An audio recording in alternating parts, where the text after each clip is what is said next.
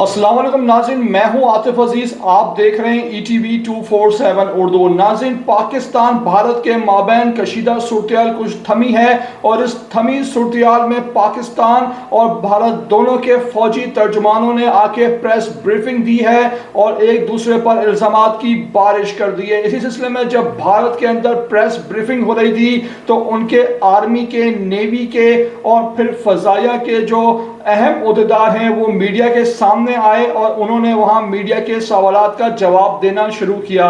ابھی یہ press conference شروع ہی ہوئی تھی کہ ایک صحافی اٹھا اور اس صحافی نے پھر جو سوال پوچھا تو اس نے پھر لنکا ہی ڈھا دی۔ وہ صحافی کا سوال تھا کہ سر، پاکستان کہہ رہا ہے کہ اس نے ہمارے رافیل گرا دیے ہیں، کہاں ہیں ہمارے رافیل؟ آپ ہمیں تعداد کنفرم کریں گے؟ اس موقع پر جو فضائیہ کا ایئر مارشل بیٹھا ہوا تھا وہ گھبرا گیا، اس نے بامشکل اپنا مائک سنبھالا۔ اس کے آپ چہرے کے تاثرات ذرا دیکھیے گا، میں آپ کو کلپ ابھی دکھانے جا رہا ہوں آگے، کہ وہ گھبرایا اس صحافی کی طرف دیکھتا ہے، اور جب وہ صحافی سوال پوچھ رہا ہے تو نیچے بیٹھی خواتین صحافی جو حضرات ساتھ بیٹھے ہوتے ہیں وہ ہنس رہے ہوتے ہیں۔ اس موقع پر کس طرح کا سوال کیا گیا اور اس سوال کے بعد اس بھارتی جو ایئر وائس مارشل تھا اس کی حالت کیسے خراب ہوئی، اس نے بات کو کس طرح گھمایا اور پھر یہ مان بھی لیا، اعتراف بھی کر لیا کہ ہاں ہمارا رافیل گرا ہے۔ کیا یہ صورتحال بنی، کیسے یہ سوال پوچھا گیا، کیا اس کا جواب تھا، میں آپ کو ادھر مکمل کلپ دکھانے جا رہا ہوں۔ Can you give a number of assets we lost, because there's been a lot of speculation going on, international media writing a lot of things about our platforms, including Rafale. I mean, Pakistan claiming that Rafale has been downed, etc. Can you put that question to rest and clarify on that? I guess that question is for me.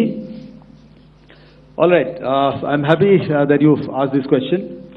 You know, we are in a combat scenario, and losses are a part of combat. The question that you must ask us, okay, and indeed that we must ask ourselves, you inclusive, is have we achieved our objectives? As for the details, what could have been, how many numbers, which platform did we lose?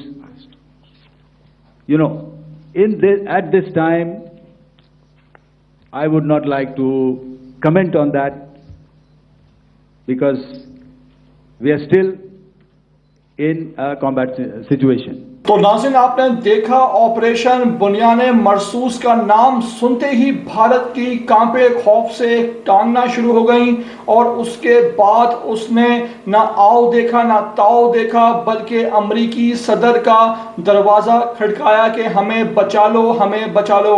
یہ پہلی بار نہیں ہوا، میں آپ کے record کے لیے بتاؤں کہ 1948 میں جب پاکستان نے کشمیر فتح کر لیا تھا تو یہ بھارت ہی تھا جو گیا تھا امریکہ کے پاس کہ ہمیں بچا لو، ہمیں بچا لو، اور پھر اس نے امریکہ کے سامنے ڈکلیریشن پاس کی کہ ہم اس معاہدے کا پاس رکھیں گے، لیکن بعد میں پاکستان کو شملہ معاہدہ کرنا پڑا، سنتاس معاہدہ کرنا پڑا۔